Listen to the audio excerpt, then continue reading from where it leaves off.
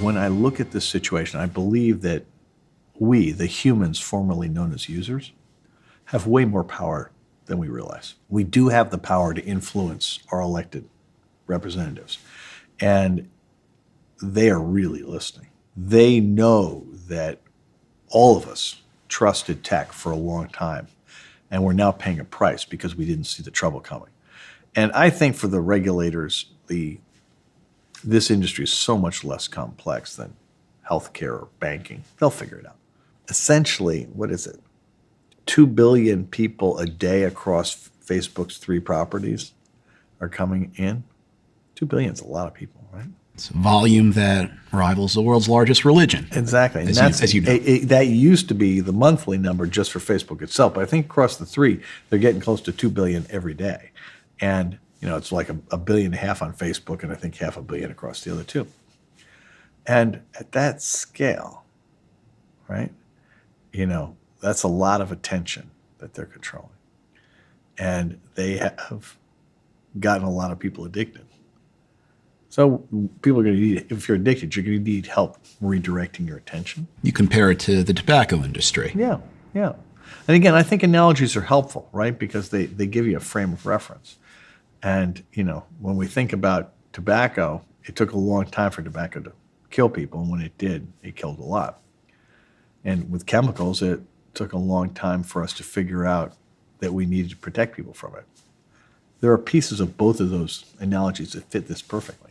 So what does social media Nicoderm look like? Let me tell you what it looks like for me, okay? Which is, in the book, I have chapters on what the policymakers should do, what we can do as individuals to withdraw our attention, to protect ourselves against the emotional contagion, right? So on Facebook, I still use it. I use it primarily around the band and around the book. Moon Alice is the name of the your band. So I don't do any politics on Facebook anymore. And I used to do a ton of politics. I treat it like a blog. I would post the news stories I thought were significant with comments about them. I don't do that anymore. To the extent I do that, I do it on a product called Quartz. And I don't let anybody push my emotional buttons. Or when they do, I don't respond.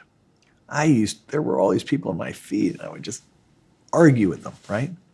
And that's just a terrible idea. Don't do that. And I just post a lot less than I used to. I look a lot, but I post less. On Google, it's a different thing. On Google, I realized that I wasn't so hooked on Google that I couldn't cut loose completely. And so I decided to turn it into a game. And do you remember the old video game Frogger, where you're the frog, you got to get across the river and you jump up from log to log? Well, in my version of Frogger, Google is the river.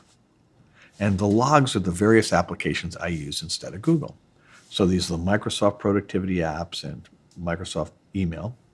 This is DuckDuckGo for search, 1Password for signing in and logging on, Ghostery for browser, or Apple's browser. I get my news from Apple News and from now dozens of news sites. And I get my maps from Apple Maps.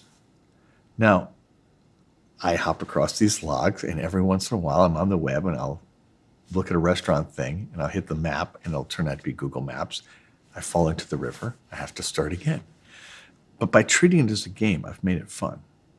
And on Facebook, I've gone to a bunch of my friends and made it a group thing. And I think this is really important, right? And that's the big prescription relative to your kids, which is develop play groups where you have device-free days. For parents, just changing your behavior so you set a good role model for your kids is really important. And, making sure that that it's okay to go out and play, that it's okay to daydream, right? Because it turns out now that we've had a chance to try the other, people are going back to the old-fashioned way of raising kids as the best way to do it. And I don't think I have all the answers, but I give you a framework for figuring them out. And my hope is that people will find real benefit in that. Because if you want to delete the app, God bless. What stopped you from deleting it? I'm just, through this emotional journey you've gone on, at some point you must have said to yourself, I'm just deleting this and taking it out of my life. To be clear, I've just written a book, the audience for which is people who are on Facebook and Instagram. I have to reach them. Right. Okay? And my point is, I don't want to be hypocritical. I don't want to tell you you have to delete it. If I'm not going to delete it. I'm saying if you want to delete it, you may. I have chosen not to. I have a ban. 11 years ago, we put our entire communications with our fans on Facebook. It's really hard to move that off, right? They didn't become a monopolist for nothing, right? I mean, they really have tremendous market power. And so I'm stuck. So what I've done is to alter my behavior to try to make sure that less damage is done than was being done before. I don't let any notifications hit me, right? If I get texts, I get a little vibration, but nothing else. Nothing from email, nothing from Facebook, nothing from anything else. Why? Because notifications don't actually help. Well, I guess what I'm hearing is that Facebook has become an integral tool in our day-to-day lives. Well, don't you think that's true? Absolutely. I mean, if you're an advertiser, it's literally something you can't live without.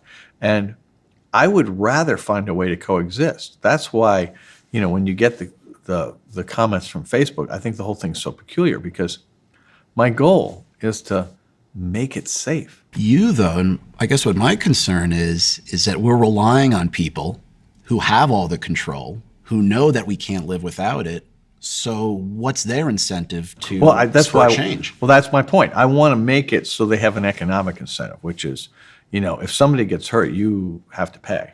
And I think if Google understood that there would be an economic cost from parents because free Chromebooks turn out to have a high cost because kids get addicted to YouTube or get addicted to various video games that they're playing instead of doing their homework. That would slow them down a lot. Now, I'm all in favor of, I'm really big on ending the digital divide. I think kids need to have access to technology, but there's a right place and a wrong place. The right place is at home, the right place is in study hall, but not in the classroom. Classrooms should revolve around what the teachers doing, right? And I'm no expert, but I've read a lot about it as part of the preparation for this. I just think it's really important.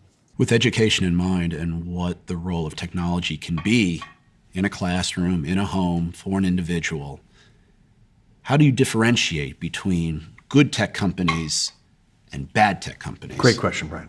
Business model. What is the difference between Facebook, Google, Instagram, YouTube, and Apple, IBM, Salesforce.com?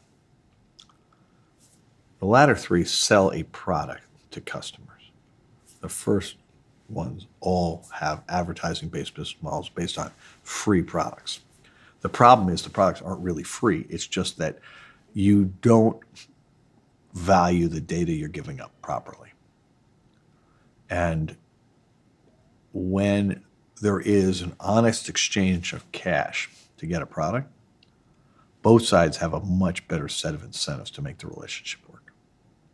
There is something predatory about making your product appear to be free when it's not. And, we see this in the financial services business all the time. There's a company here in New York called Robinhood, which in theory has free trades, but it's so predatory because there's a real cost to doing that stuff. Nothing is free. And the transactions are priced to reflect the ignorance of the people in that market that they're bearing the cost in the price received in a sale or that they pay in a purchase, as opposed to giving a fee. And, I'm sure people at Robinhood are great, but I think those kinds of business models are the flaw right now in the whole economy.